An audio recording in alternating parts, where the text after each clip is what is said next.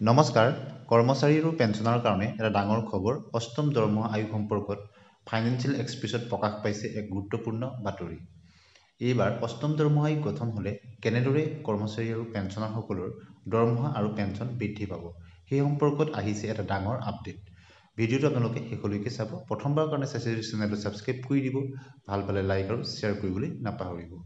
আপোনালোকে জানে 2016 চনৰ পৰা সপ্তম দৰমহা আয়োগ কাৰ্যকৰী হৈছে আৰু এতিয়া 25 চন পাবহি হ'ল, অৰ্থাৎ 9 বছৰ ভৰি দিব সপ্তম দৰমহা আয়োগ গঠন হোৱাৰ।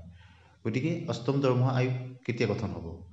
সপ্তম দৰমহা আয়োগত মিনিমাম চেলাৰী আছিল, যিটো ষষ্ঠ দৰমহা আয়োগৰ 7,000, তাক বৃদ্ধি কৰি 18,000লৈ বৃদ্ধি কৰা হৈছিল। কিন্তু অষ্টম দৰমহা আয়োগ গঠন হ'লে কিমান বৃদ্ধি পাব দৰমহা আৰু পেঞ্চন, ফিটমেণ্ট ফেক্টৰ কিমান হ'ব, এই সকলোখিনি জল্পনা কল্পনা চলি আছে। তাৰ মাজতেই ৰাজ্যসভা আৰু লোকসভাৰ পৰা শেহতীয়া আপডেট আহিছে, যিটো বিষয়ে আপোনালোকে অৱগত। আৰু এই সম্পৰ্কত ফাইনেন্সিয়েল এক্সপ্ৰেছত এটা বাতৰি প্ৰকাশ পাইছে অষ্টম দৰমহা আয়োগ গঠন সম্পৰ্কত। এইবাৰ কেন্দ্ৰীয় চৰকাৰে পূৰ্বৰ দৰে অষ্টম দৰমহা আয়োগ গঠন কৰিলেও দৰমহা বৃদ্ধিৰ ক্ষেত্ৰত নতুন নিয়ম আনিব নেকি, এনেধৰণৰ কথাই আলোচনাত আছে। অৰ্থাৎ দক্ষতাৰ ভিত্তিত কৰ্মচাৰীসকলৰ তেওঁলোকৰ দৰমহা বৃদ্ধি কৰাৰ নতুন চিন্তা চৰ্চা অষ্টম দৰমহা আয়োগত হ'ব নেকি?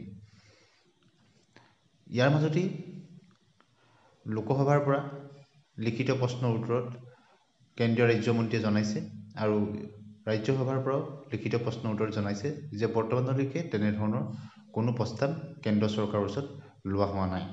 তথাপিতো কৰ্মচাৰী সংগঠনসমূহে তেওঁলোকৰ দাবী প্ৰবল কৰি তুলিছে যাতে আগন্তুক 2025 চনৰ ফেব্ৰুৱাৰী বাজেটত অষ্টম দৰমহা আয়োগ অৰ্থাৎ নতুন দৰমহা আয়োগ সম্পৰ্কত এটা ভাল খবৰ আহে। গতিকে অষ্টম দৰমহা আয়োগ যদি গঠন হয়, অষ্টম দৰমহা আয়োগ গঠন হ'লে পূৰ্বৰ দৰে কৰ্মচাৰীসকলৰ যি সপ্তম দৰমহা আয়োগত যিখিনি আঁসোৱাহ আছিল, সেই আঁসোৱাহখিনি দূৰ হ'বনে? একেধৰণৰ গ্ৰেড পে, একেধৰণৰ কাম কৰা কৰ্মচাৰীৰ ক্ষেত্ৰত যি গ্ৰেড পেৰ সমস্যা আছিল, পেঞ্চনৰ ক্ষেত্ৰত পেঞ্চনাৰসকলো বহুত আছিলে আৰু বহু আদালততো ইয়াৰ গোচৰবিলাক চলি আছে। গতিকে বৰ্তমান মূল্যবৃদ্ধি আৰু মুদ্ৰাস্ফীতিৰ লগত মোকাবিলা কৰিব পৰাকৈ বৰ্তমান কেন্দ্ৰীয় চৰকাৰৰ কৰ্মচাৰীৰ লগতে ৰাজ্য চৰকাৰসমূহৰ কৰ্মচাৰী আৰু পেঞ্চনাৰসকলেও তেওঁলোকে নতুন বেতন আয়োগ গঠন হোৱাটো বিচাৰিছে। গতিকে প্ৰায় এটা দশক অপেক্ষা কৰাৰ দৰেই হৈছে, কিয়নো 9 বছৰ ভৰি দিলে 2025লৈ আৰু বেছি দিন নাই আৰু 25 চন শেষ হোৱাৰ পিছতে 2026ত 10 বছৰ সম্পূৰ্ণ হ'বগৈ। গতিকে পূৰ্বৰ যদি বেতন আয়োগবিলাক চোৱা যায়, প্ৰতি 10 বছৰৰ মূৰে মূৰে পে কমিশ্যনবিলাক ৰিভিজন হৈছে। গতিকে কেন্দ্ৰীয় চৰকাৰে এই ক্ষেত্ৰত কৰ্মচাৰী আৰু পেঞ্চনাৰসকলক নতুন বছৰত ভাল খবৰ দিয়াৰ পূৰ্ণ সম্ভাৱনা আছে। গতিকে বিত্ত মন্ত্ৰালয়ৰ ফালৰ পৰা বৰ্তমান যদিও এনেধৰণৰ কোনো কেন্দ্ৰীয় চৰকাৰৰ ওচৰত প্ৰস্তাৱ বিবেচনাধীন হৈ থকা নাই বুলি আহিছে, তথাপিতো JCM-ৰ সদস্য, NCJCM-ৰ সদস্য আৰু বিভিন্ন কনফেডাৰেশ্যনৰ সদস্য তেওঁলোকে প্ৰধানমন্ত্ৰী মোদীলৈ স্মাৰক পত্ৰ প্ৰেৰণ কৰিছে।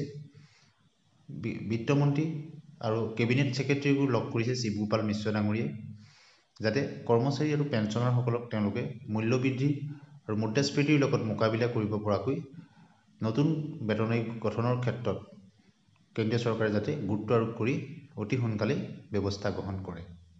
কিয়নো বৰ্তমান সময়ত ভাৰতৰ যি আৰ্থিক অৱস্থা যথেষ্ট ভাল, ইয়াৰ বিপৰীতে মুদ্ৰাস্ফীতিও যথেষ্ট বেছি হৈছে। গতিকে নতুন বেতন আয়োগ অহাটো অতি জৰুৰী হিচাপে বিবেচিত হৈছে। ধন্যবাদ।